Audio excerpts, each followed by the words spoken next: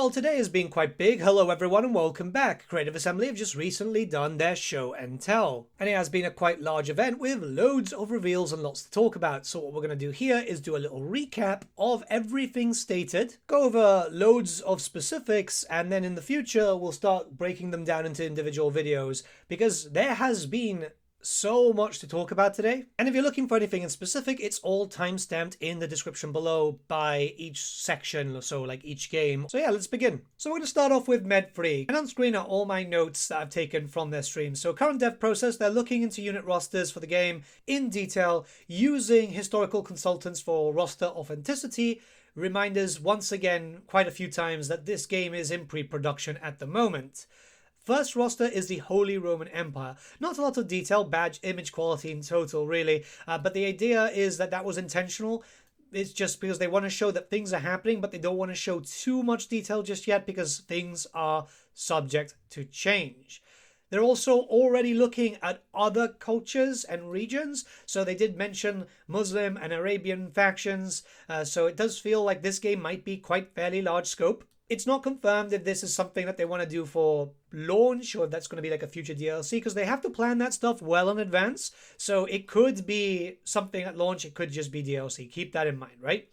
They're also moving away from faction rosters and more into a regional and dynamic roster. So if you capture foreign lands, you can field units from that area. The idea there is just like kind of like what's been happening with Pharaoh, a little bit of Attila, I believe, has that too. Like you have a base roster, but it expands with the other cultures. There are also unique units which are only available to specific factions, rosters, and cultures that nobody else can recruit. So that seems good. There's a little bit of a mention regarding ladders. So they're being worked on with units carrying them. They've said that that's basically some lost tech from previous games, and they're having to rebuild that from the ground up with Warcore. We'll get that into a little bit later. There are regional identities with revolt armies, so that kind of feels good. From what my understanding is, like, oh yeah, you know, there's a revolt in like France, expect more units available from France rather than like your own specific culture group. Which is something that can get a little bit weird, like say for example with Warhammer 3, for example. So yeah, this is cool. I like that idea. Again, Warcore is rebuilding a lot of stuff that's been lost, like carrying ladders, so I'm assuming, look, there's a lot of stuff that has been lost in like previous Total War games, and we've seen that they're trying to bring that back in. I guess that's probably what they're trying to do alongside including new features. Stuff that was assumed to be a debug camera is an evergreen feature, so it's not a debug camera. Though for 40k, there is still a debug camera. Basically, it means that, yeah, you can go into buildings and stuff. It's not like just a debug feature. That's good. And naval battles, this one's a really big one. Naval battles are planned. They would like to see it, and it's more of a case of when, not if, but it's maybe after release. They are currently looking at castle sieges, but, and this is a direct quote, we're not sure if we can make it work yet. This is something that they're looking at, and keep in mind that, yeah, a lot of stuff is going to be worked on, and it's still very pre-production, so they haven't actually started tackling that yet. And there's going to be more news in June 2026, a blog and a stream, which is all sounding pretty damn cool. Alright, Rome 2 and technically Legacy games, because this is going to like kind of push onto that later on. So first up, a nice suit on Jack. Looks very cool. Good on him. And he's in charge of the old games. So it's called Pantheon Updates, and it's a single-man team, which, yeah, I can't imagine must be easy. There's no new content, so don't expect new DLCs and stuff. I mean, expectable if it's a one-man team. But the plan is updates to fixing up games for free. DLC stuff may change, but like not DLCs. This is like, oh yeah, updating stuff in the DLCs, like stat values and whatever, right? These are going to be done as public betas first that improve over time, with 3 updates coming for Rome 2. First up would be Mars. So that will focus on battles, stuff like unit spacing, recognition of units from a distance, battle balancing, armor used as an example, how it works, with AP also scaling better as a modifier, with more news about this in June. And the idea here is just fixing up certain battle balancing, I'm assuming. I don't imagine that that's going to be easy. So yeah, I mean, that kind of works. I think that's really important. Battles for Rome 2 can be a bit strange. The next one would be Venus, so visuals, UI, textures, lighting, and campaign, where they've specifically stated that they've been able to get stuff from Pharaoh, and it's just textures, just to kind of improve water textures and the rest. Again, just to make things look a little bit better and more modern, because yeah, Rome 2 is a pretty old game at this point. It's like going back to Warhammer 1 and looking at the textures there. Jupiter's the next one, so campaign gameplay, building trees getting updates, barracks, for example, will not just give you units, but army camp, recruitment slots, etc. You'll need more barracks for more armies. I like that idea. Obviously, it's been used in other Total War games, and it's just a brief thing. They've got some blogs, and we're going to be doing some follow-up videos for the blogs and the rest as time progresses. There's a lot of stuff to talk about for the next few days, I guess. But overall, this does sound very good, and I think the very important thing here is about the beta system. So the beta system has been brought in to allow modders to be able to work on their mods with time to update before the new updates come out fully. The old builds will still be available, so if there's some mods not being updated because maybe some modders have quit or no longer with us, because that does happen unfortunately, you can go back to play them, which is great. There's no 64 updates for each of them on the table. Yeah, I mean, one-man team, kind of expected. We shouldn't really be expecting a dude to do everything, right? I don't know if you have the capabilities. Well, yeah, you wouldn't, right? And there's no timescale for when the first of the betas will go live, but there'll be more news in June.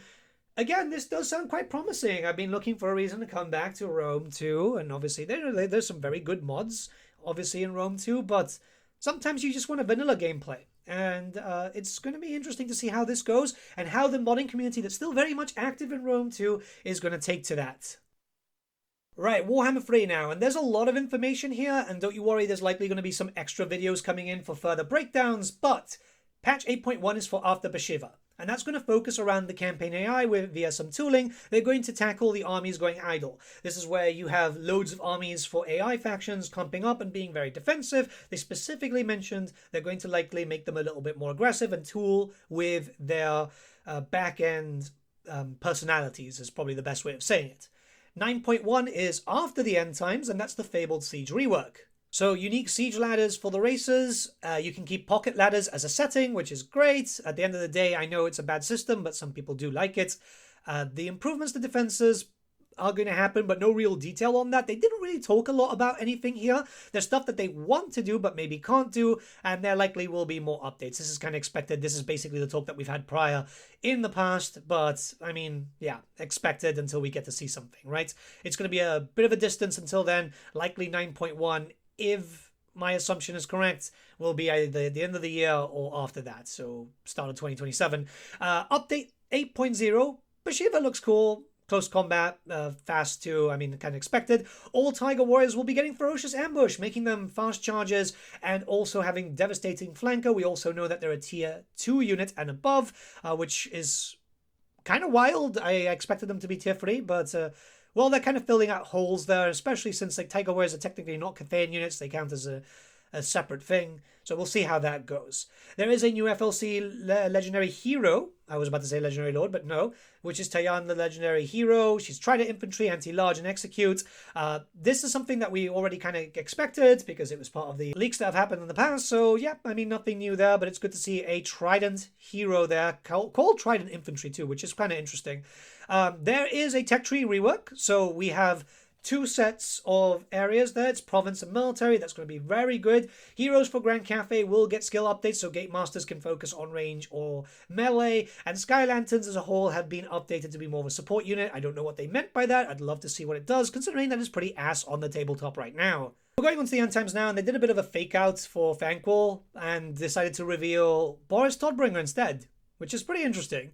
So, confirmed with a new model update, and he starts in Midland, which is very cool. Crush of the Week is now available on all Ulrichian units. That is available to Boris right now in Total War Warhammer 3. So, it's basically just focusing the Ulrichians being very melee focused, which is kind of expected. Knights Panther were confirmed, which I'm very happy about that. So those of you who watch my tabletop stuff, you know that I absolutely adore the Knights Panther. Tutogen Guard, of course. And there were some hints there, which pretty much just kind of hinted at Ulrich. Maybe a hound also, it kind of looks like it, unless it's something very left field. But I'll dissect that soon enough. There is a lot to talk about. There is more news coming in for the end times in June, with apparently more for Bershiva in May, which is kind of expected. But they're going to see a little bit of stuff for the end times reworks in June, which is quite important. We need to know more about those updates coming in, not just Devastation, but obviously it will be nice to hear about Archeon the Everchosen and the rest.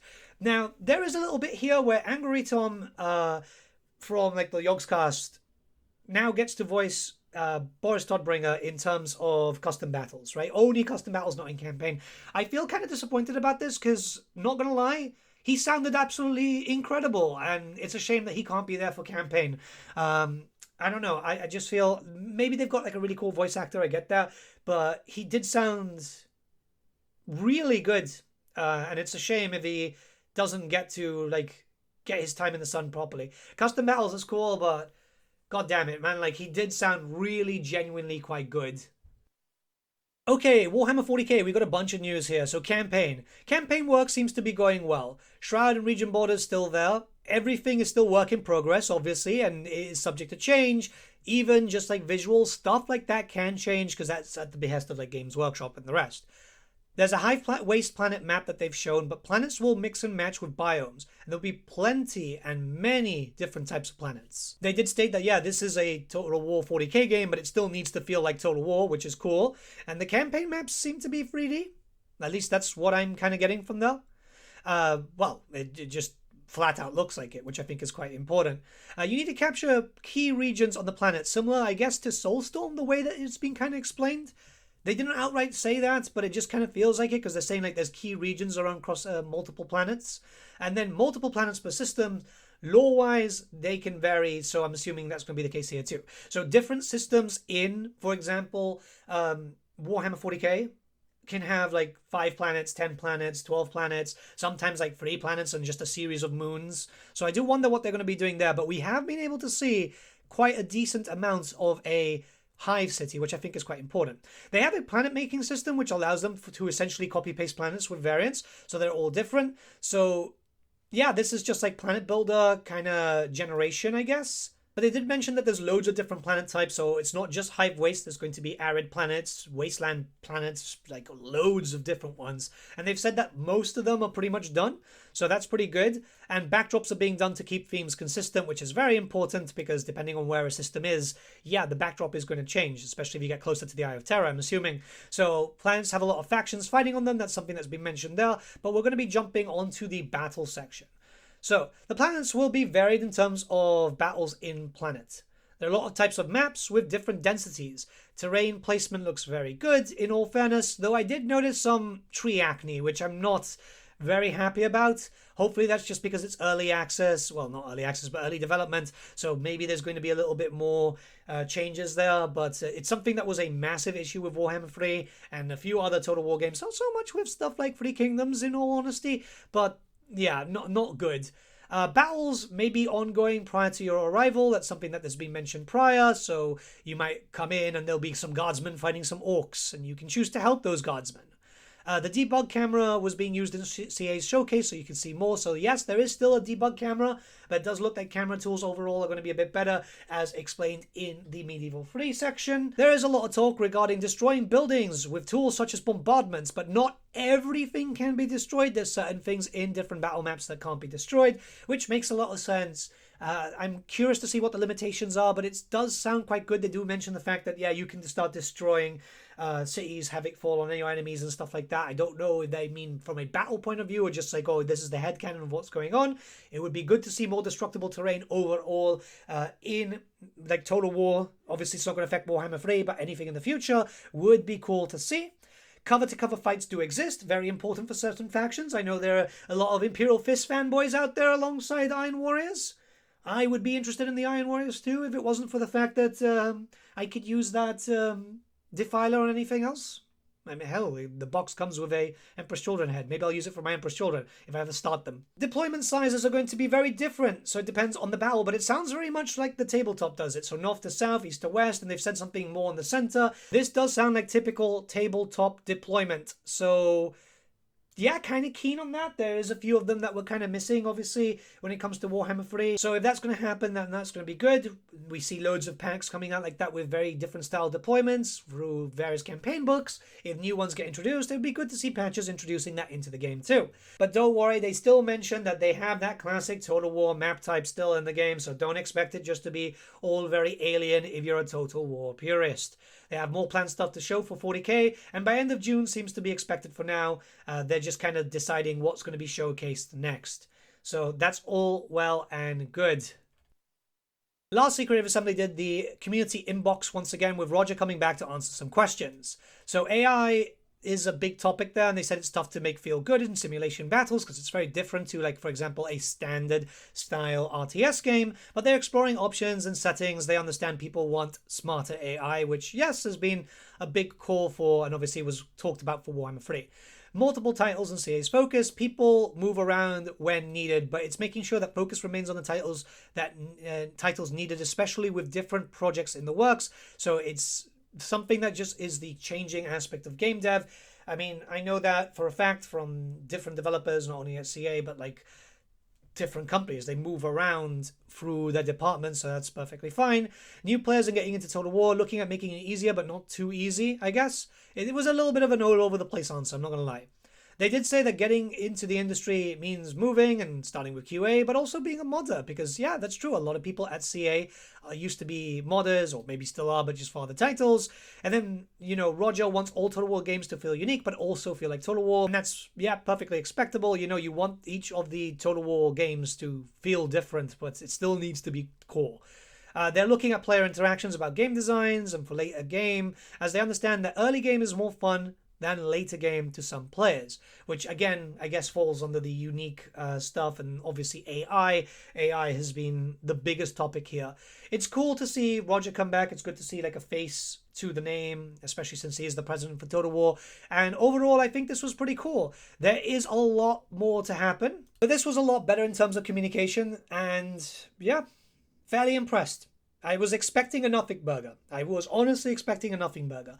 Well done, Creative Assembly. This is a lot better than previous showcases. Let me know what you guys think in the comments below. Let's start a bit of a discussion. It is incredibly hot today. I don't know why. Weird, England heat.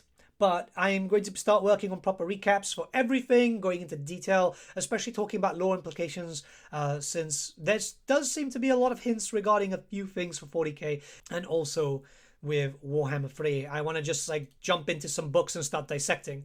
Have a great day, guys. Let me know your thoughts in the comments below, and I'll see you all again very, very soon.